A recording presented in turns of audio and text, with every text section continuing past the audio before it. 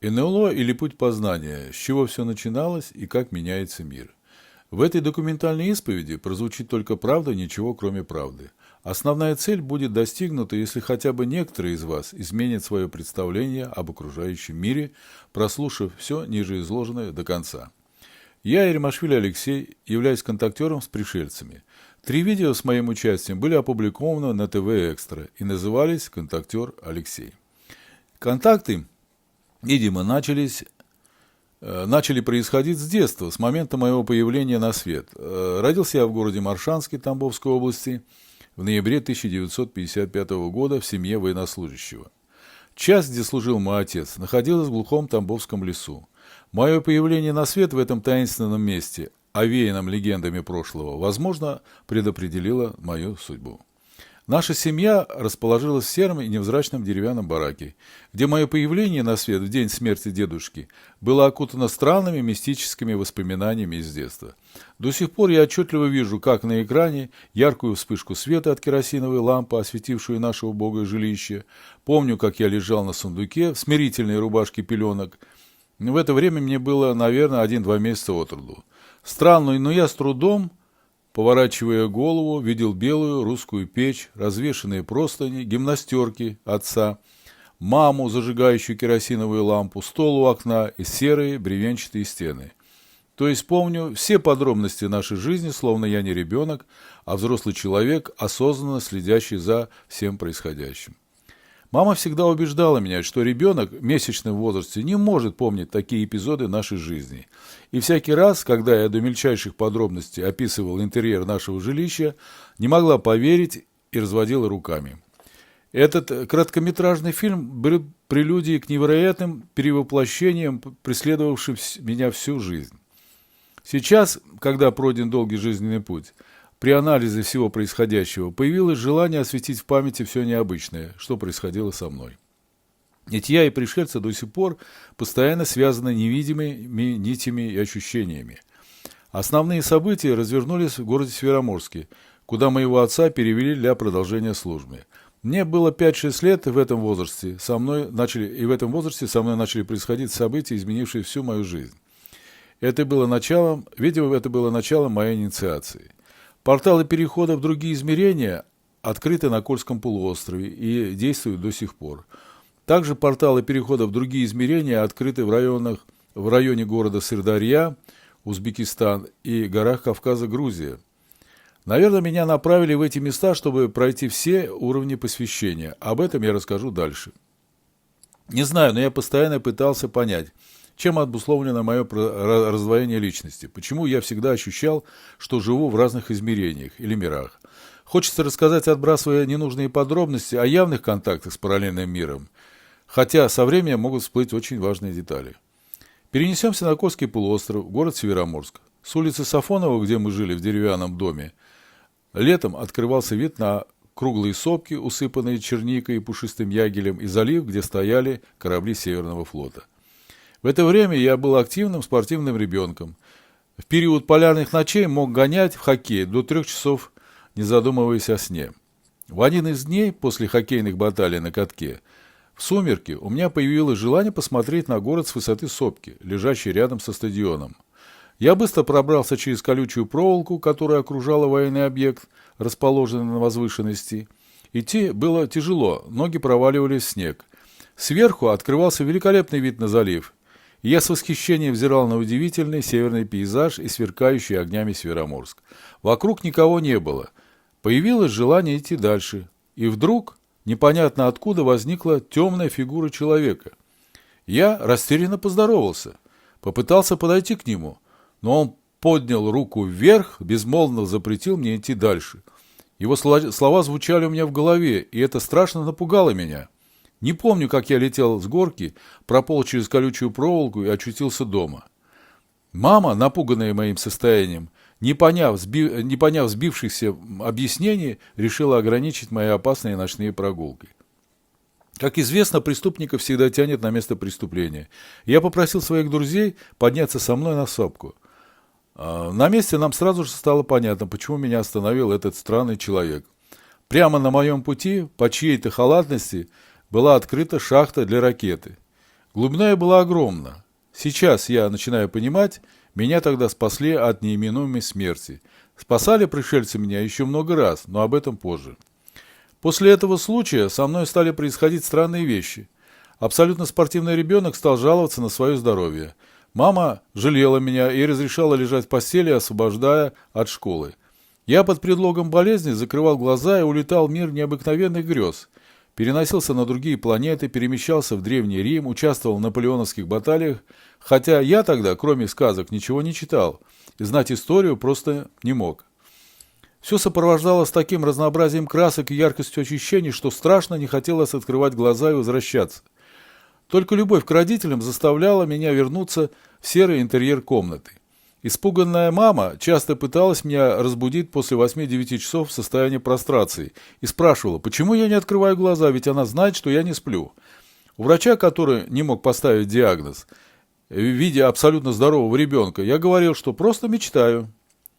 И это продолжалось 2 года, пока мы не уехали из Североморска. В городе Архангельске, где наша семья продолжала существовать, другого слова подобрать не могу, ведь город был построен на болоте и окружен тайгой. Ничего особенного не происходило.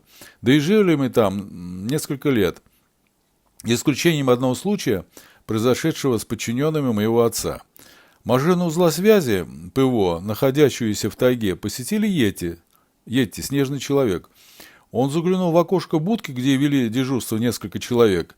Взгляд этого гиганта парализовал военных, после чего их в неменяемом состоянии отправили в психиатрическую больницу и старались больше об этом не говорить. Несколькими днями позже Йети спас рыбака, на которого напал медведь. Он поднял его за задние лапы и разорвал на 2 части. Этот случай был написан в региональной газете. Мы часто уходили далеко в лес с братом и отцом в пешие и лыжные прогулки. В тайге меня всегда не покидало ощущение, что за нами кто-то следит. Следующий этап инициации проходил в Средней Азии. Здесь я испытал перестройку всего организма. Чувственность сжигала мое тело, непонятная энергия переполняла мои ощущения. Я погружался в грезы. И во сне, и наяву, и было это пробуждением либидо, может быть, не знаю, или что-то другое, не знаю. Вдруг я стал понимать, что усилием мысли и воли могу заставить человека резко повернуться, споткнуться или сделать что-то по моему желанию. Как-то я поспорил с сокурсниками, что смогу мысленно заставить самую красивую девушку другого факультета попросить меня снять с нее пальто. Все друзья с нетерпением ждали моего фиаско в гардеробной института. Когда девушка изящно попросила меня помочь ей раздеться, никто не поверил и подумал, что все было подстроено. Студентов Ташкентского государственного университета каждый год отправляли на сбор хлопка в разные регионы Узбекистана. Меня отправили, наверное, не без участия проведения, в Сардаринскую область. Именно в этом месте, как потом выяснилось по преданиям, находился вход в Шамбалу. Очень часто при сборе хлопка, стоя в поле, студенты видели фантастические миражи. То по небу пронесется карета с дамами, запряженная 6 лошадей, то прошагает рота наполеоновских солдат. Миражи появлялись так часто, что ребята объясняли это съемками фильма, узбек-фильма где-то рядом. Только я чувствовал внутреннее волнение и почти дискомфорт, и желание быстрее покинуть это место, что я сделал через неделю. Возможно, там иногда открывались порталы перехода в другие измерения, и мне для дальнейшей перестройки моей формации необходимо было посетить именно это место.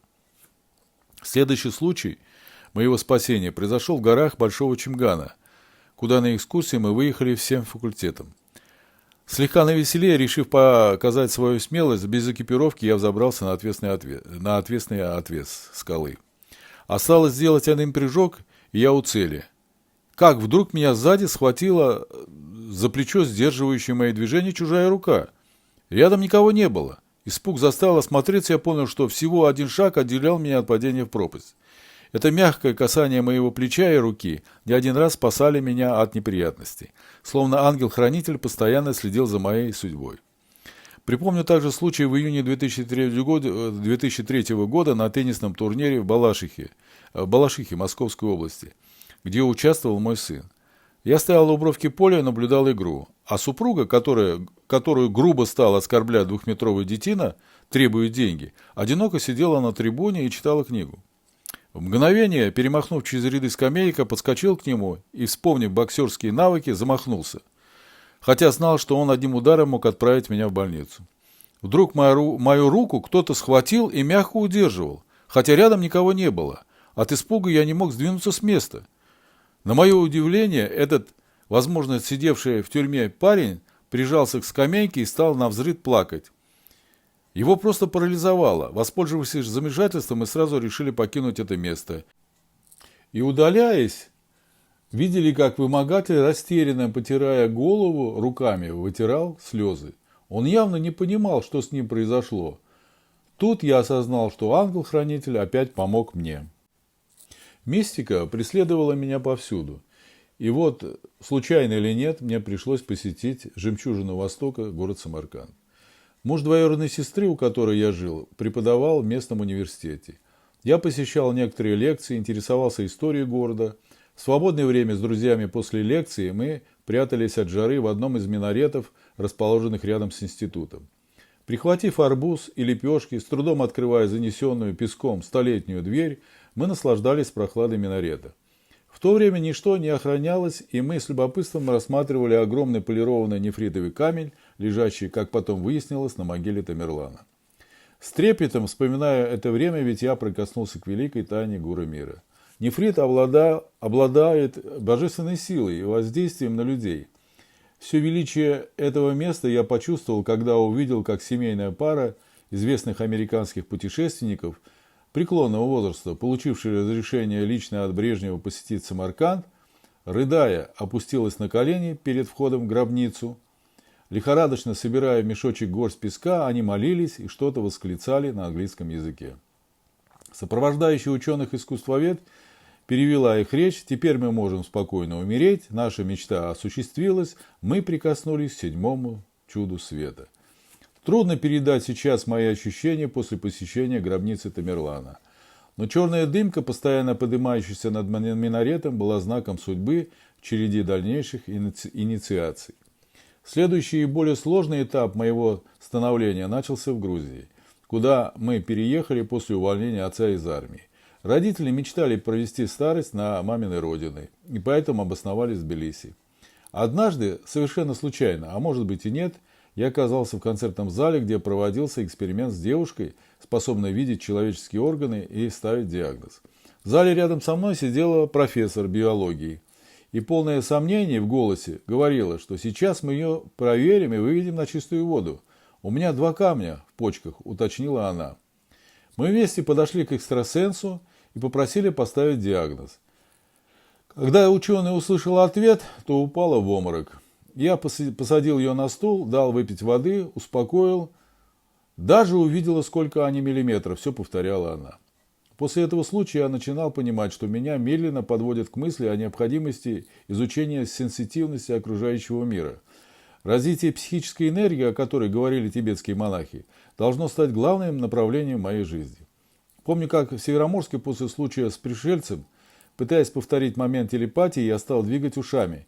И это был первым упражнением для возбуждения своего энергетического поля. Пришельцы на протяжении многих лет медленно меняют вибрации организма человека, боясь нарушить сложившийся баланс. Делают это они, возможно, для того, чтобы расширить возможности и способности человека.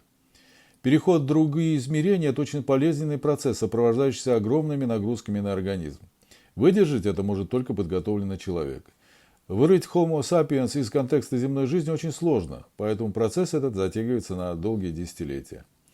Грузия встретила меня невероятным всплеском энергии, вырывающимся из портала перехода в параллельный мир. В Тбилиси это особенно чувствовалось в районе фуникулера и Черепашьего озера.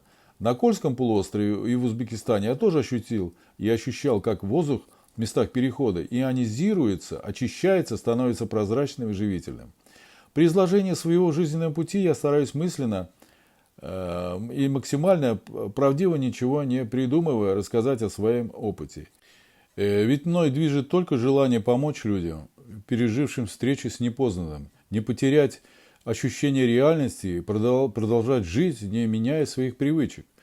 Поверьте, если вы столкнулись с этим, то не надо форсировать события, мучить себя сомнениями, вы ничего не измените, а только навредите психике и организму.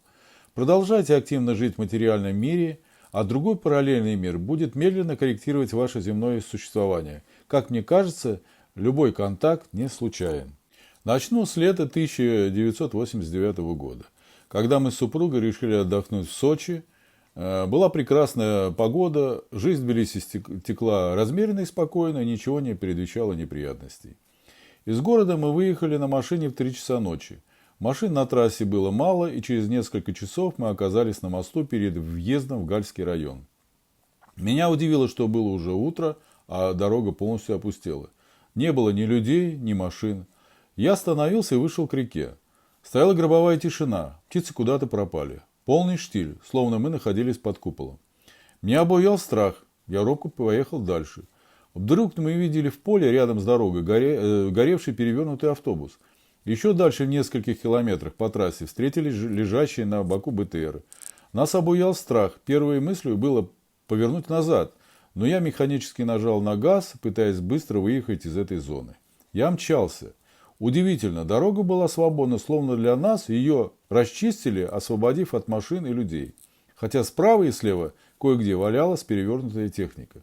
В одном селе, расположившемся у дороги, мы заметили ряды гробов и женщин в черном, оплакивающих, как потом выяснилось, погибших в конфликте людей. Нашу машину никто не замечал, словно эти события разворачивались на экране. Мои руки прилипли к рулю, супруга трясло от страха, и я, не выдержав напряжения, остановив машину в пустынном месте, вышел на дорогу. И ничего не понимая, посмотрел на небо. Увидев, что мы едем в большом желтом туннеле, словно солнце робко пробивалось через его купол, ничего не объясняя жене и не понимая, быстро сел в машину и помчался дальше. Сделаю небольшое отступление. Этот пронзительный желтый цвет мне пришлось увидеть много лет спустя. Когда я как-то вечером в одиночестве, сидя у окна, почувствовал присутствие пришельцев за моей спиной. Голову повернуть я не смог, меня парализовало. Тогда на мой вопрос, чем вы отличаетесь от нас, пришельцы показали мне свою руку с удлиненными пальцами на ярко-желтом фоне. Мою же руку они поместили в ярко-красный цвет, словно говоря этим, что мы живем в красном цвете, а они существуют в желтом. Причем себя они не показали, все происходило безмолвно. Я мысленно спросил, как победить ковид. Перед моими глазами появилась пульсирующая жирная красная стрелка, направленная вниз. На мою просьбу дать информацию о великом открытии они ответили чертежами и схемами красного и синего цвета, и зеленого, проплывающими, как на экране, перед моим взором. Но я не разбираюсь в такого рода схемах, подумал я, после чего пришельцы исчезли. Такой же желто-золотистый цвет присутствует на фресках Древнего Египта при описании богов. Простых людей художники раскрашивали красной краской. Напрашивается очевидная аналогия. Продолжу. На подъезде к Сухуми нас буквально вытащили из машины военные. Дорога была перегорожена цокольными блоками, между которыми стояли пулеметы и пушка. Солдаты говорили нам, что мы самоубийцы, кричали и не могли понять, как мы смогли преодолеть зону боевых действий. Ведь этой ночью начался абхазский конфликт. Проверив документы, нас пропустили в Сухуми. Объезжая колонны военной техники, направляющиеся в зону конфликта, мы добрались до Сочи. Как потом выяснилось, спустя много лет эта поездка стала основным этапом моей инициации. В Кавказском ауле, где мы решили отдохнуть, мои приключения не закончились. Стоило мне окунуться в чистое и спокойное море, расслабиться после тяжелой дороги, как я почувствовал, что все тело стало гореть, словно его ошпарили кипятком. Приходилось часами стоять под душем, охлаждая кожу. Врачи объяснили это солнечным ожогом. Но я не загорал, и погода в этот день была пасмурной. Мази и лекарства, прописанные врачами, только усугубляли положение. Состояние мое ухудшалось. Через несколько дней пришлось прервать отдых и вернуться домой. В Тбилиси и Москве не смогли поставить правильный диагноз. Посоветовали обратиться к известному аллергологу и дерматологу, к моему стыду не помню его фамилию, практиковавшему в то время в железнодорожной больнице города Тбилиси. Удивительное совпадение. У него в клинике работала массажистка Джуна. Он первый оценил ее дар целителя и направил по правильному пути. Врач внимательно осмотрел меня и сразу же отменил все препараты, назначенные ранее. У вас нет аллергических реакций. или дерматологии. Это результат повышенного биополя, сказал он. Надо научиться регулировать энергетический баланс в организме, и тогда недуг пройдет. Врач научил меня снимать избыток энергии водой. Дал первые уроки лечения биополем. Все очень просто. Держите ладони над больным местом минут 15-20. Затем мойте руки и идите домой. Повторяйте эту процедуру, пока не почувствуете дискомфорт или усталость. Восстановились силы, появилось желание, делайте то, что подсказывает вам организм. В 90-е годы я работал в центральном аппарате Минстроя Грузии. Оттачивая свои навыки в биоэнергетике, я занялся лечением коллег по работе. Результаты не заставили долго ждать. Популярность моя росла, как на дрожжах, а главное, люди чувствовали, что недуги их проходят. Выстроилась очередь, стали приглашать к известным в городе чиновникам. До позднего вечера приходилось принимать больных. Однажды меня пригласили посмотреть 70-летнюю старушку с гангреной голени. Врачи не могли делать операцию, боясь, что пациентка не выдержит наркоза. Попросили облегчить страдания, надеялись на чудо. Ногу прикрыли марлей и побрызгали духами. Запах разложения давал о себе знать. Я провел 3 сеанса по 30 минут, и вдруг на следующем посещении нога вдруг самопроизвольно поднялась вверх и стала трястись, что испугало старушку и меня. Медбрат решил убрать марлю. Место гангрены вдруг в прямом смысле закипело, стало пузыриться, словно на рану налили перекись водорода. Увлеченный результатом, я еще больше часа держал руку над ногой, пока это месиво не стало покрываться розовой пленкой и затем струпьями. Трудно было поверить в этот сюжет из фантастического фильма. Выбившись из сил, я свалился на диван, стоящий в соседней комнате, и проспал несколько часов. Женщина уже через пару дней, к удивлению врачей, закрыв косынкой рану, гуляла по городу, словно ничего не произошло. Время шло. Я терял много сил после каждого сеанса. Восстанавливаться становилось все сложнее, и врач посоветовал мне прекратить практику, объясняя это тем, что мне предстоит еще долгий путь познания и восстановления энергетического баланса в организме. Ошибки и дилетантство в этом сложнейшем процессе приводят к трагическим последствиям. Я прислушался к его советам и прекратил опасный эксперимент. О чем сейчас, спустя многие годы, не жалею. Повышенное биополе приводит, как правило, к неизбывному желанию рисовать. И я тоже окунулся в этот сказочный и загадочный мир красок и рисунков. Никогда не брав карандаш в руки, я купил мольберт, палитку, кисточки, карандаши и учебники по живописи. Картины на холсте и картоне появлялись одна за другой. Буйство красок опьяняло, как наркотик, и только с возрастом пришло понимание важности цвета во всех процессах, происходящих в Солнечной системе. Гамма цветов, как мне представляется, основа всего сущего. Она дает толчок к зарождению жизни. Нам, землянам, больше присущ агрессивный красный цвет, в котором мы и живем. Пришельцам желтый, возможно, голубой и зеленый. А отдаем мы голубой цвет. Мы всегда отдаем энергию. Это наша миссия. Энергия отдается чаще, когда вы спите, но забирается только избыток, как у донора. Баланс поддерживается всегда, иначе бы не существовала Земля. Во сне мы восстанавливаем свое здоровье и энергетическое равновесие. Задумайтесь, нас загнали в городах в небоскребы, так легче производить энергетический обмен. Я как-то стоял у окна в морозную ясную ночь. Дым из трубы устремлялся вертикально вверх. И от каждого высотного дома поднимались также вертикально вверх голубые лучи.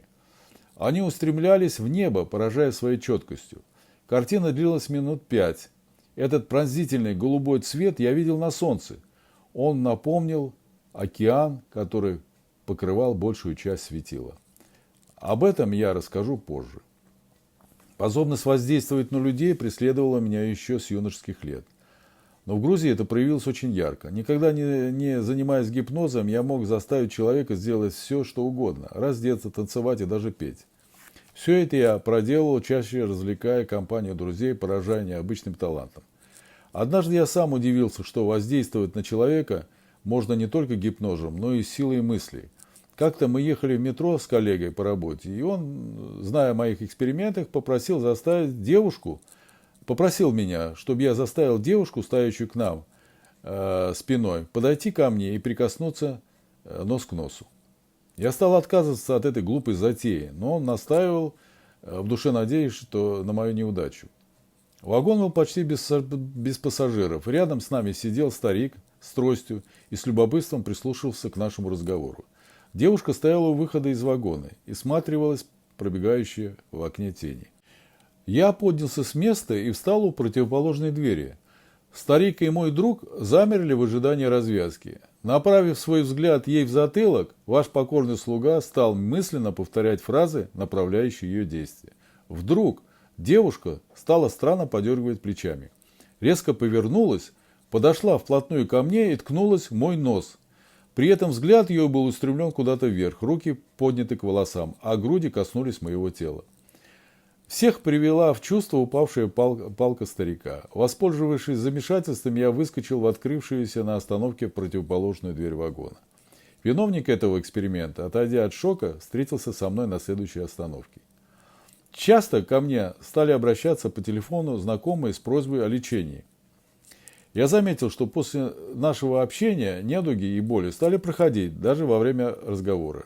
Странность была в том, что эффект усиливался от увеличения расстояния до пациента во время коммуникации. Значит, энергию можно направлять по линиям связи, мысленно концентрируя поток на конкретном человеке. Я редко использовал свой дар, мой организм всегда противился применению гипноза и внушения, словно предупреждая об их отрицательном воздействии на организм. Сеанс. Со временем я заметил одну особенность, что воздействовать на людей я мог только по чьей-либо просьбе. Мое же личное желание не давало результаты. В 90-е годы сложно было выживать в Тбилиси, очень сложно. Отсутствие работы, отключение света, газа, очередь за керосином ввергали людей в тяжелую депрессию. Вспоминаю, как в 1995 году, поздним весенним вечером, я стоял на балконе 4-го этажа Сталинского дома, выходящую на улицу Советская. И тяжелые мысли путались у меня в голове. Отсутствие работы, бытовая неустроенность навевали безысходность. Вдруг кто-то взял меня за плечи и буквально втолкнул в комнату. Рядом никого не было. От испуга ноги подкосились, и я лег на кровать. Страх не проходил, хотя эти прикосновения мне были уже знакомы. И если бы я не увидел в верхнем углу комнаты яркое свечение, то бросился бы, наверное, искать посторонних в квартире. По полумраке спальни свечение обрело очертания двух пар ног, странных сапог, проникающих сквозь потолок, высота которого была около 4 метров. Все происходило в 3 метрах от меня. Переливающееся серебристое свечение обрело форму скафандров двух пришельцев, медленно опустившихся на паркетный пол комнаты. Сквозь мутную пелену шлемов лиц видно не было.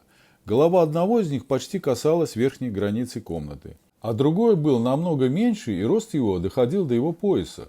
Возможно, это был инопланетянин другой расы. Огромный рост одного из пришельцев поражал воображение. Первое желание было убежать, но страх парализовал меня. Я не мог пошевелиться, а истошный крик от испуга не был слышен. Проявлялось только мычание и шевеление головой. Включая и выключая свет на торшере, единственное место, куда я смог дотянуться, я понял, что все происходило не во сне. В этот момент я ощутил, как холодный пот струится по моему телу. Трудно описать мое состояние, ведь прошло уже много лет. «Не бойся, мы пришли выполнить твое желание», — говорил высокий, как мне потом показалось. Слова прозвучали у меня в голове. Первое, что захотелось, это проверить еще раз, может, все происходит во сне, а не наяву. Пусть они потрогают меня, тогда тактильные ощущения приведут меня в чувство, и сомнений не останется, подумал я. «Дерните меня за руку», – мысленно я попросил пришельцев и взглядом указал на левую руку. Как только прозвучала просьба, мгновенно руку рванули с такой силой, словно ее уже оторвали или в нее ударила молния. Боль была нестерпимая, слезы брызнули из глаз, словно я нахожусь на экзекуции и меня отрубают конечности. Как только это произошло, они медленно стали уплывать сквозь потолок комнаты. В момент их исчезновения я вновь почувствовал способность двигаться и смог проверить на месте ли рука, не потерял я много крови. Убедившись, что конечности все на месте, я бросился к супруге, спавшей вместе с сыном в соседней комнате. К моему удивлению, она ничего не заметила, объясняя все с нами. Конечно, потом пришлось пожалеть, что просьба не была более существенной. Говорят, они обязательно исполняют любые желания, но это бывает только один раз в жизни. Странно было, что они приняли мою просьбу так буквально. Видимо, наша ментальность для них еще загадка. Или это были роботы, действующие по протоколу. Они прекрасно выполнили свою работу. У меня отпали всякие сомнения относительно существования пришельцев. И что все происходило не во сне. Это подтвердилось появлением на следующий день между косточками кисти руки, куда они, видимо, прикоснулись 4 сине-черных отметин. Все мои попытки отмыть эти метки были тщетны. Вскоре они сами неожиданно исчезли. Кстати, когда я стоял на балконе в тот вечер, у меня промелькнула мысль о строительстве церкви на холме напротив нашего дома. Это желание было тоже исполнено. Через несколько месяцев на этом удивительном месте была построена церквушка.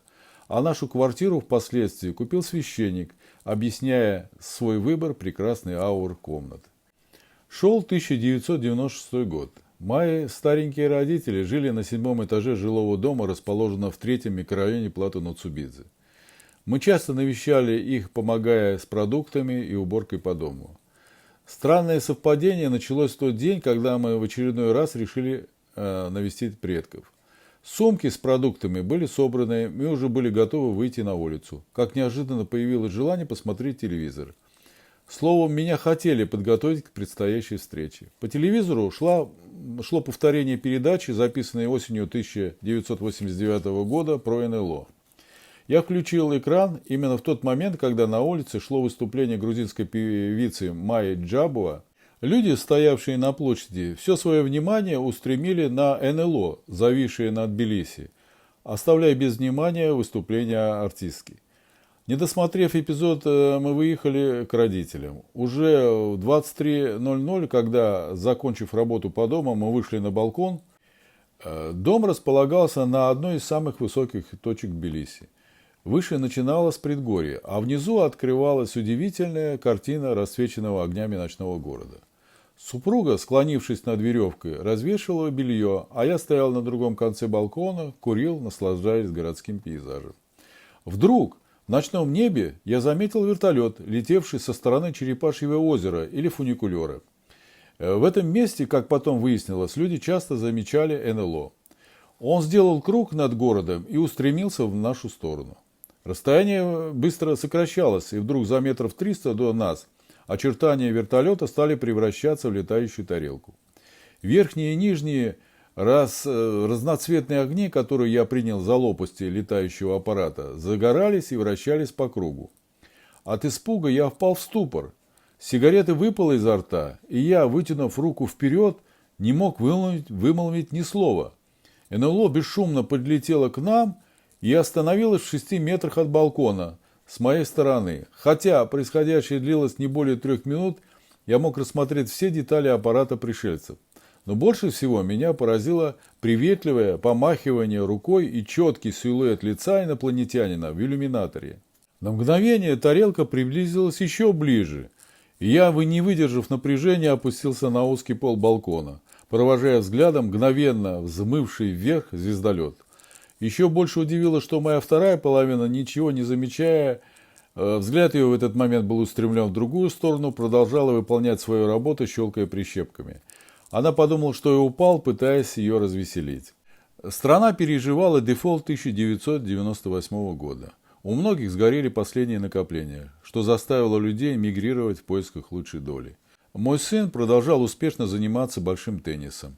И для продолжения его карьеры необходимо было переехать в Москву. Стоимость квартир сильно упала, и появилась возможность купить жилье за МКАДом в городе железнодорожном. Пока я собирал деньги и приехал в столицу для оформления договора соинвестирования, цена сорвалась в галоп. Хорошо помню октябрь 2001 года, был уже вечер, шел дождь вперемешку со снегом, я весь промокший до ниточки, полный отчаяния, шел по улице Мясницкой в городе Москве. Цены на квартиры неожиданно взлетели, и мне не хватало $6000 для оформления покупки. Рушились все мои надежды и мечты дать сыну хорошую спортивную карьеру. Вознося взгляд в небо, сквозь слезы я просил Бога и пришельцев осуществить мою давнюю мечту. Вдруг, почувствовав легкий толчок в спину, такой знакомый мне, я остановился перед зданием Московской инвестиционной биржи. Мысли путались в голове, в кармане не осталось денег на обратный билет. Я зашел в здание просто погреться. Девушка, сидевшая за стойкой приемной, спросила о моих намерениях. Я ответил, что меня заинтересовала архитектура здания. «К нам многие заходят для покупки и продажи акций», – парировала она. Я стал перебирать в голове, какие акции много лет назад я, возможно, покупал. Зайдите в любую брокерскую компанию, может, они, покопавшись в реестрах, что-нибудь найдут для вас. И тут, как вспышка молнии, промелькнул эпизод из далеких 90-х годов. Ребенок выиграл тогда детский турнир по большому теннису в Москве, и наша семья сидела у кассы финансовой организации в административном здании завода ЗИЛ для получения призовых денег. Рядом находился офис «АвтоВАЗа», дверь которого была открыта, в глубине комнаты сидели люди. С любопытством рассматривали нашего сына, обвешанного новыми ракетками, обнимающими руками большой приз. К удивлению, нас пригласили в кабинет президента акционерного общества «АВА», большого любителя тенниса, и вручили в качестве подарка коробку с акциями Волжского автозавода. Мы не знали, что делать с этими бумагами, тогда они стоили копейки. Вспомнив это, я поднялся на второй этаж, и первый встречный менеджер спросил, буквально в лоб, не продаю ли я акции. Я ответил, что когда-то покупал, но какие бумаги не помню. «Заходите, проверим». «Зайдите», пригласил меня, будем проверять. Если нас что-то заинтересует, купим акции за наличный расчет. Хотя бы повезло, то деньги на обратную дорогу наберу, подумал я, стряхивая мокрое пальто. Брокер после нескольких минут поиска отложил компьютер и сказал, что у меня есть акции «АвтоВАЗа». Получив все мои подписи под договором, он открыл сейф, достал ровно ту сумму, которую не хватало для покупки квартиры, именно $6000, и вручил их мне. Я дрожащими руками схватил деньги, выбежал на улицу, глотая счастье свежий воздух. Как тут не вспомнить с благодарностью провидения, пришельцев и руку Бога. На следующий день, оплатив покупку жилья, выходя из здания строительной компании, собственник квартиры, без гроша в кармане, думал, где найти деньги на обратный путь. И здесь, словно читая мои мысли, менеджер в дверях остановил везунчика и вручил мне $200, которые якобы были переплачены за балкон. Этих денег как раз было достаточно для оплаты обратного билета. Я победителем возвращался домой. После переезда в Москву наша семья была занята поиском работы и обустройством быта. Сын, являясь победителем многих престижных детских турниров, был принят в лучшую спортивную школу ЦСКА. Все закрутилось вокруг его тренировок и поездок на соревнования. Чтобы успеть и успевать в течение дня решать массу проблем, связанных с контрактами от известных спортивных фирм, мне пришлось устраиваться охранником в ночную смену. Я уже стал забывать, вернее, мне ничего не напоминало о вмешательствах извне в мою судьбу. Как в один из дней я, возбужденный, вбежал в офис банка, чтобы успеть перед закрытием снять деньги для оплаты очередной поездки на турнир, как вдруг ноги мои оторвались от пола на несколько сантиметров, и я ощутил невероятное чувство полета. Легкость во всем теле, блаженство, отстраненность от всех земных проблем было трудно передать. Представление длилось несколько секунд, и, медленно опустившись на пол, я бросил восхищенный взгляд по сторонам, но, к сожалению, рядом не оказалось свидетелей этого чуда. Через какое-то время кратковременный полет повторился еще раз в парке вечером при моем возвращении с дежурства, но с меньшим успехом и без очевидцев. Я стал чувствовать, что меня начали подготавливать к новому уровню посвящения. Странные ощущения возникли, когда пальцы рук и ног вдруг стали погружаться в предметы или пол на несколько сантиметров. Причем визуально это видно не было, но чувство превращения твердых поверхностей при моем прикосновении в мягкий пластилин меня не покидало. Поднимая человека на новый энергетический уровень, пришельцы, давая нам этот опыт, медленно заставляют учиться использовать возможности праны. Я стал чувствовать и направлять энергетические потоки всех 4 сторон своего тела, как в пирамиде. Причем энергия поднималась и опускалась по направлениям правой и левой руки, спины и передней части тела. Если я возбуждал прану со спины, то меня тянуло назад. Соответственно, поток передней части тела увлекал вперед. Это же происходило с правой и левой рукой. Стоило мобилизовать себя снизу вверх, меня поднимало на высоту кончиков пальцев ног. При попытках взлететь поднимало и бросало вперед, но оторваться от земли не хватало энергии. Когда я делал эти упражнения, внушаемые извне, то иногда чувствовал толчки снизу, заставляющие подумать, что я на правильном пути. Вспомним 4 полоски джета. 4 стороны пирамиды и 4 разных потока энергии в теле человека. Все стремится к балансу между разными противоположными энергиями. В этом основа, как мне кажется, всех процессов в космосе и на Земле. Баланс – это движение и колоссальная энергия жизни. В это же время меня, к сожалению, всего один раз заставили парить под потолком столовой. Причем я даже задел люстру головой. А внизу диван, на котором я обычно спал, был пуст. Значит, это было не во сне, повторял я про себя. Буквально через несколько дней приснился сон, еще сильнее убедивший в правильности моих опытов по левитации, где пришельцы, подняв меня от земли, привязав обе ноги к одной ходуле, заставили пролететь какое-то расстояние на высоте 2 метров от земли. Урок был необходим для поддержания интереса к этой теме. И так каждый раз стоило мне потерять внимание к ощущению своей причастности, как пришельцы давали новые возможности, подстегивая интерес. Чем можно объяснить состояние, когда ты вдруг начинаешь погружаться по колени в бетонный пол комнаты, при этом визуально ничего не происходит? Или если долго смотришь на какой-нибудь предмет, дверь, картину, просто городской пейзаж, и все увеличивается в размере и начинает двигаться. С окна нашей квартиры, расположенной на 15 этаже, хорошо видны дома микрорайона. Если долго на них смотреть, концентрируя внимание, то весь горизонт начинает увеличиваться в размере, двигаться, закручивается круговоротом в точку. Я всегда останавливал себя в это мгновение, пугаясь открытия какого-нибудь портала без возможности возвращения в наш мир. Также заметил, что каждые 5-6 секунд во время этого опыта в глазах происходил щелчок, и что-то срывалось, возвращаясь в исходную точку, подобно эффекту Джанибекова. Может, это был интервал уровня вибраций землян, за которым находится другое измерение.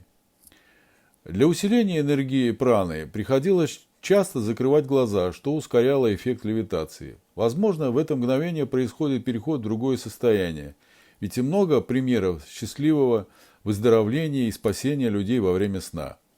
Наблюдая за движением облаков, я понял, как при закрытых глазах ускоряется время. Энергетический обмен со временем все усиливался. Мой организм напоминал природный аккумулятор, наполняющийся токами Земли. Появились бегающие боли в суставах, словно скелет перестраивался, аккумулируя избыточные потоки биополя.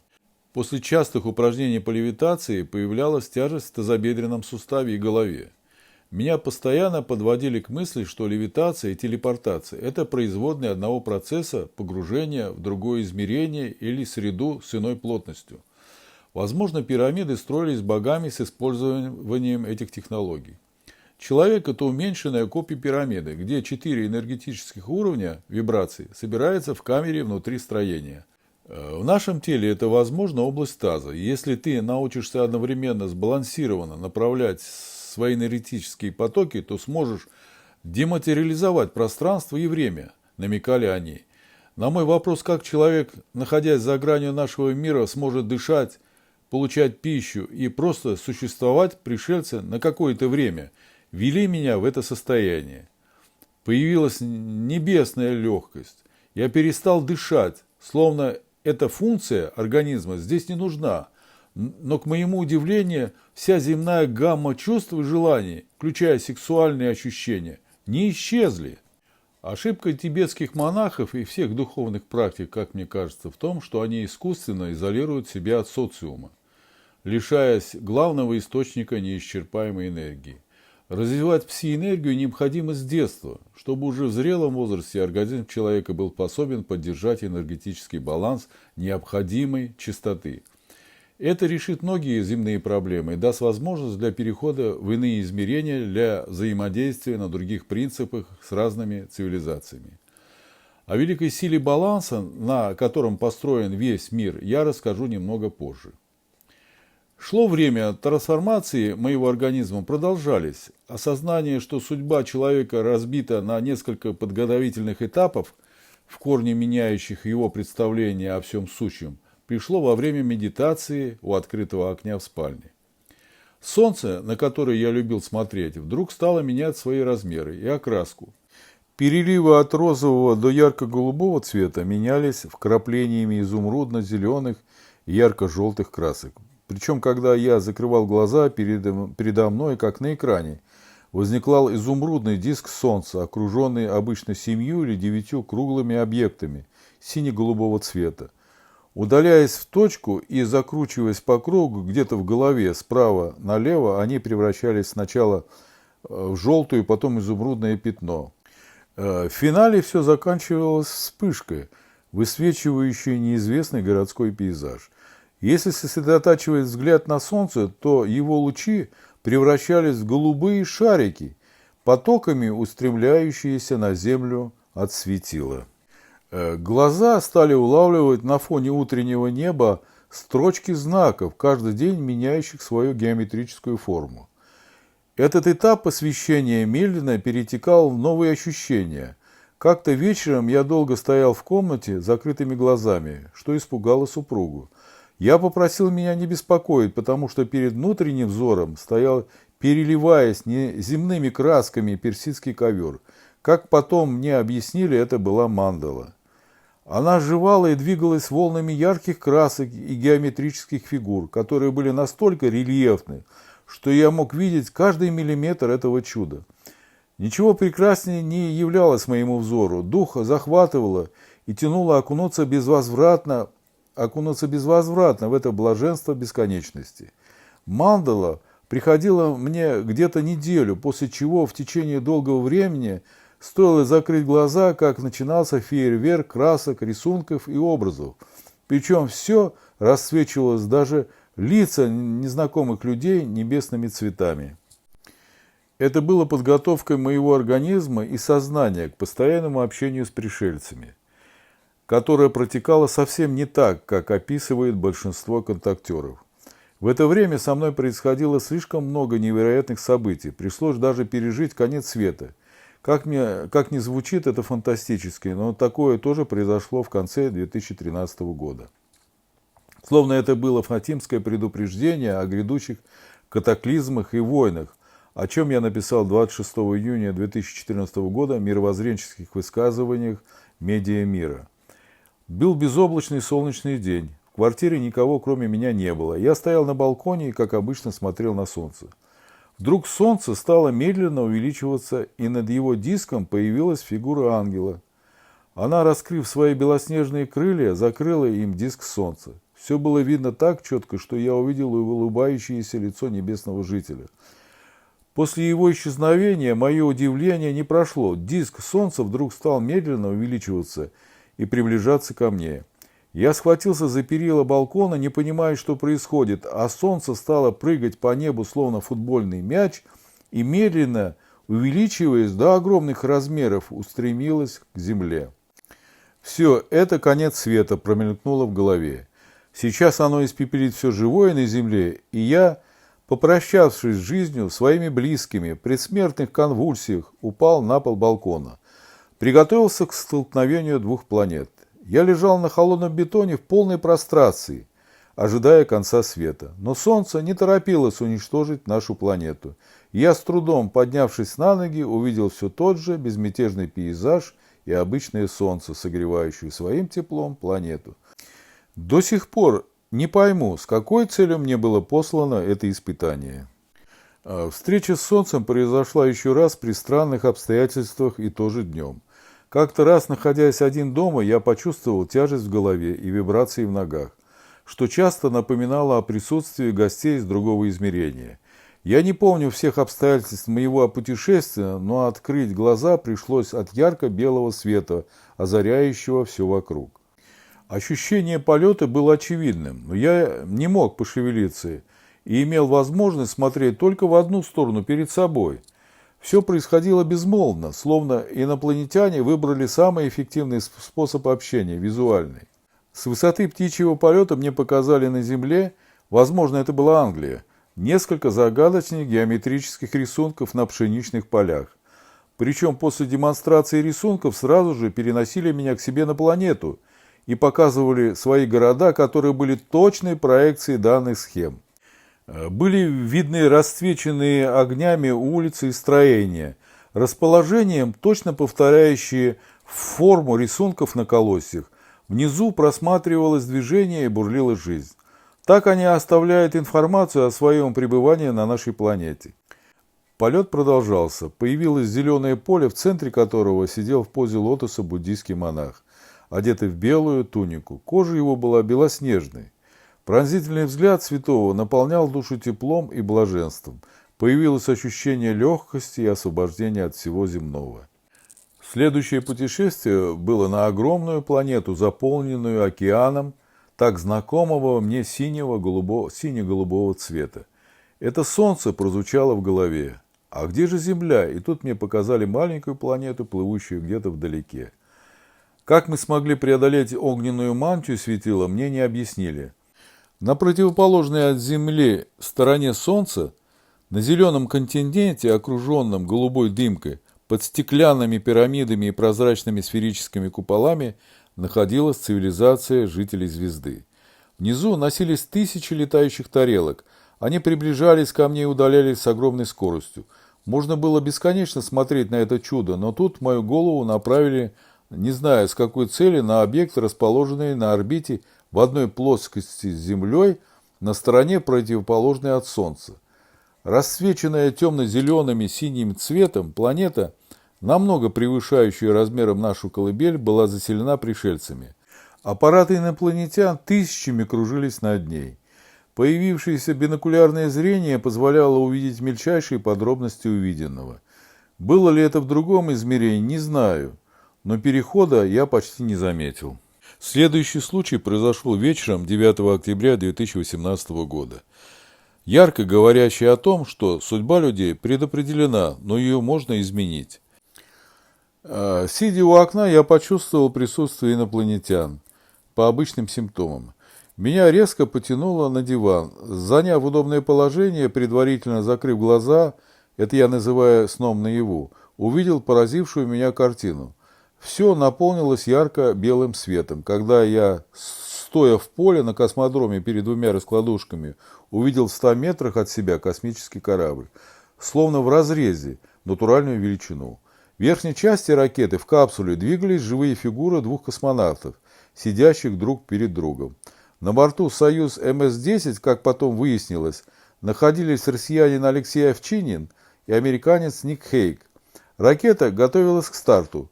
Все системы были запущены, когда вдруг к остову аппарата подошли две фигуры 50-метровой высоты, одетые в скафандры. Меня невидимые руки медленно положили на одну из раскладушек, или на две сразу, не помню. Эти гиганты начали раскачивать, как игрушку, космический корабль. Настало мгновение, когда аппарат должен был рухнуть, и астронавты могли погибнуть. Чувства поступили мне к горлу. Я, как маленький ребенок, стал, рыдая, просить пришельцев спасти людей. Гуманоиды переглянулись, посмотрели на меня и отошли от ракеты. Не знаю, возможно, я спас тогда жизнь космонавтов. Хотелось бы в это верить. Буквально через 2 дня, 11 октября 2018 года, произошло счастливое спасение пилотов после аварии корабля «Союза МС-10». Выводы делайте сами.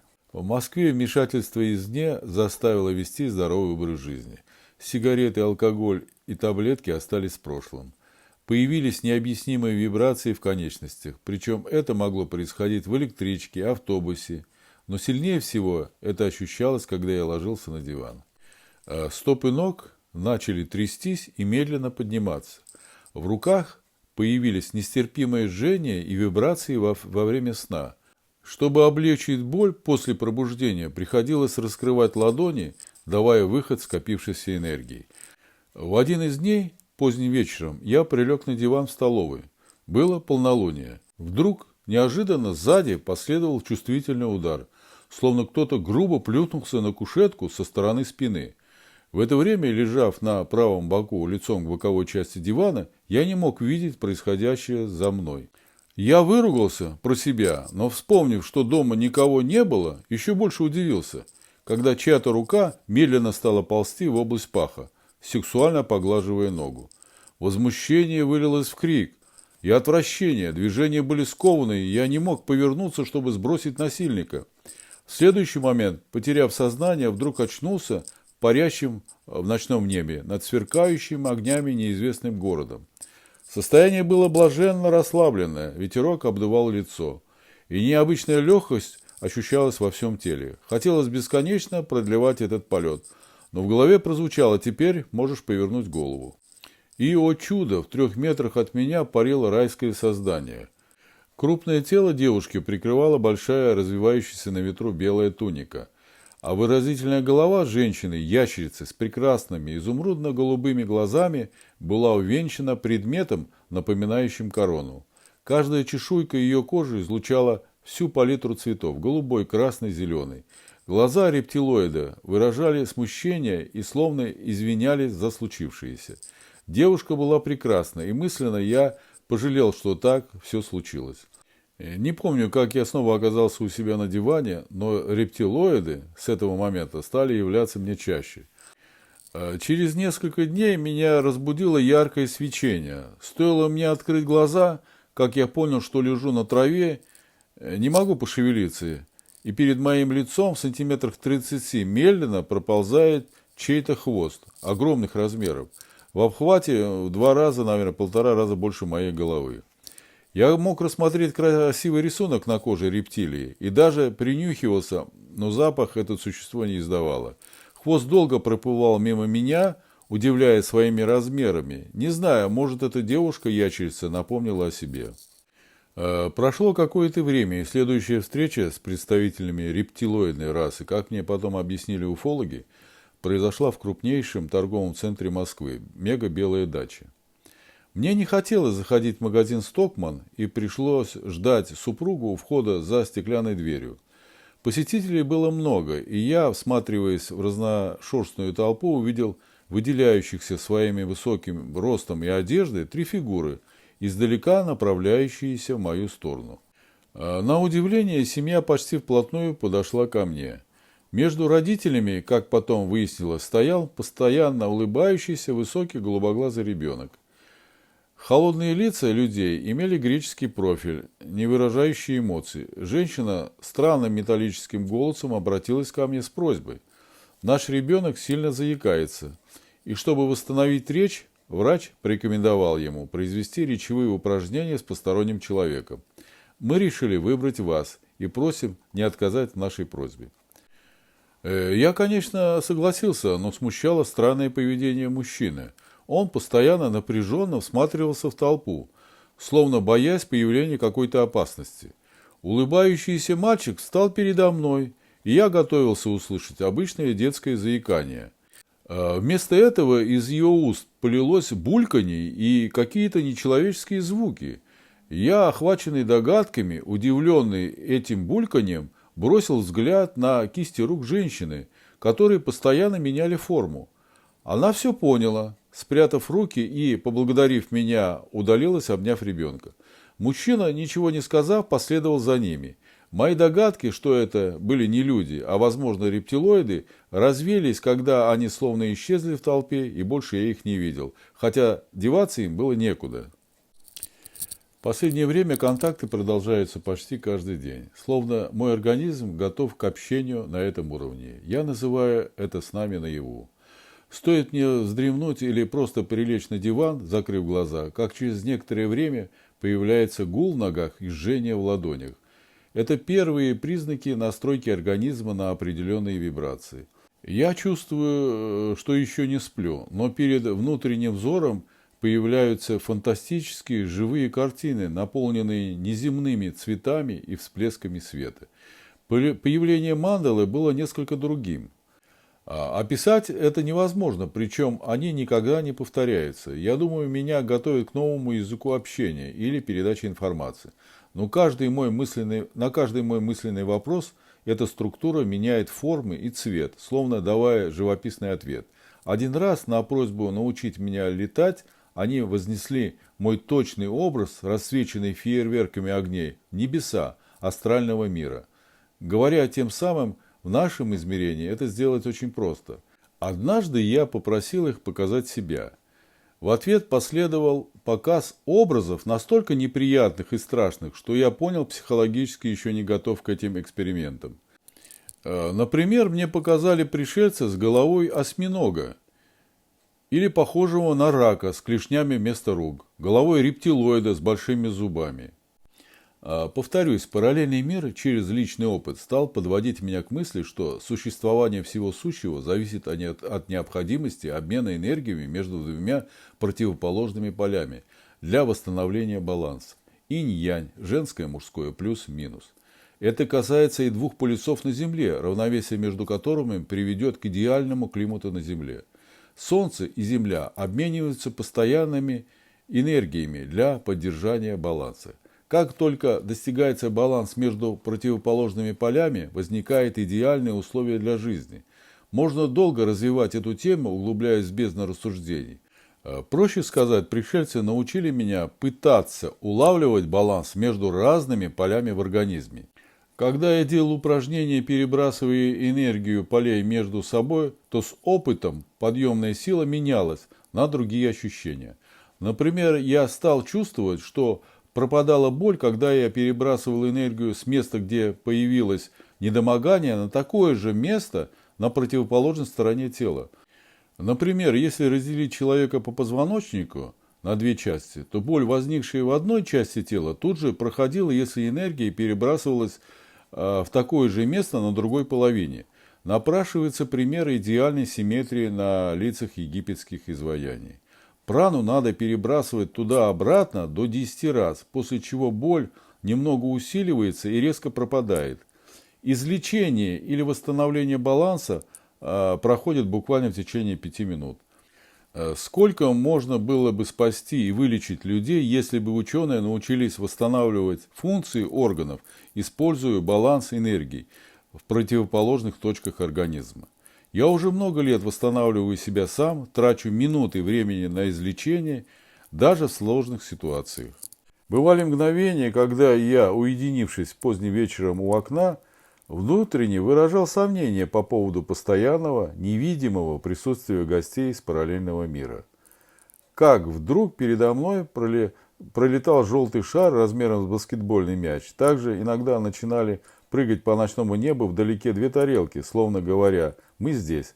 Часто ночью стоило быстро открыть глаза на непривычный шум, как я в течение нескольких секунд мог видеть в окне зависший голубоватый шар, усыпанный крестиками, которые щелкали разрядами шокера, или просто шар, наполненный черточками, похожими на запятые, и сферу, напоминающую морского ежа с длинными иголками.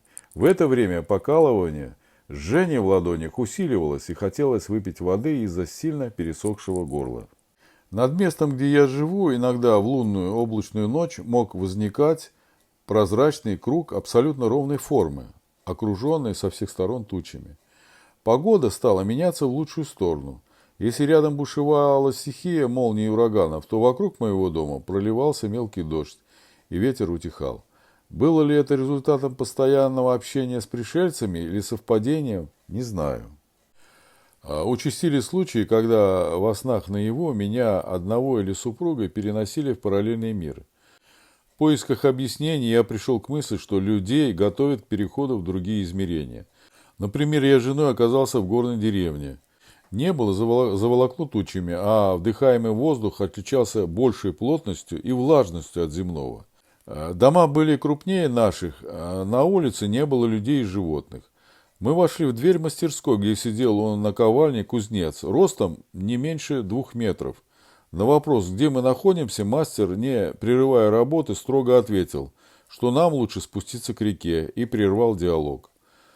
Стройная и высокая старушка, встретившая нас по дороге, увидела, как супруга потянулась к ветке дерева за огромным яблоком, тоже холодно, без эмоций сказала: «Здесь не надо пробовать фрукты, лучше сделать это у реки».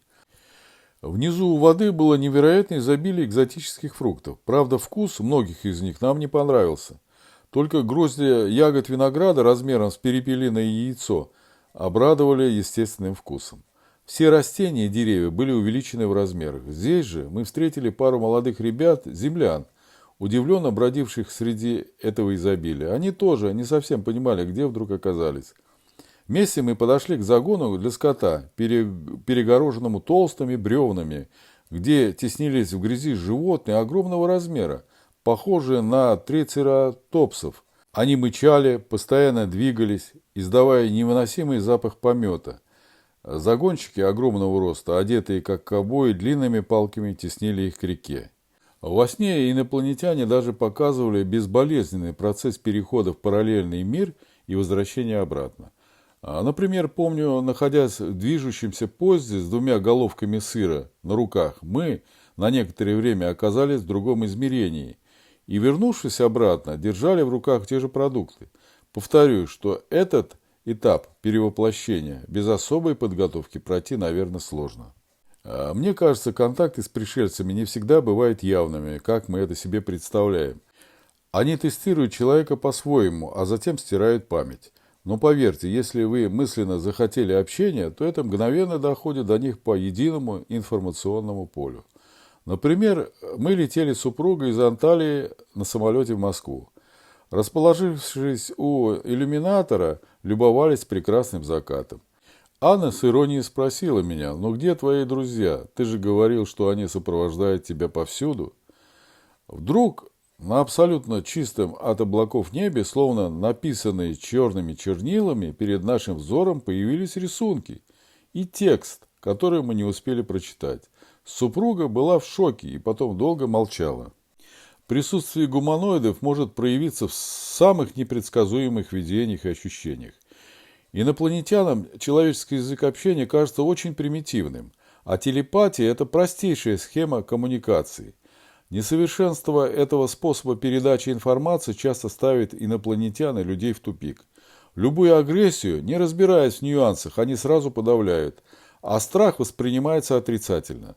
Нам очень трудно понять их многоуровневый язык коммуникации. Это цвет, звук, волны, вибрации, образы, геометрические фигуры.